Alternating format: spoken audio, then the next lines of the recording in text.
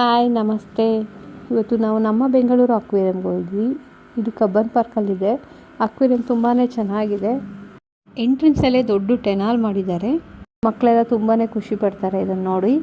ಹಾಗೆ ತುಂಬ variety ಫಿಶ್ಗಳಿದೆ. Tortoise, octopus ಎಲ್ಲ ಥರ ಫಿಶ್ಗಳು ಇದೆ. ಇದು ಕಬ್ಬನ್ ಪಾರ್ಕಲ್ಲಿರೋದ್ರಿಂದ ಪಕ್ಕದಲ್ಲೇ ಬಾಲಭವನ ಇದೆ. ಅಲ್ಲಿ ಟಾಯ್ ಟ್ರೈನ್, ಬೋಟಿಂಗ್ ಎಲ್ಲ ಇದೆ. ಮಕ್ಕಳು ತುಂಬ ಎಂಜಾಯ್ ಮಾಡ್ತಾರೆ. ಒಂದ್ಸರಿ ಕರ್ಕೊಂಡು ಹೋಗಿ ಬನ್ನಿ.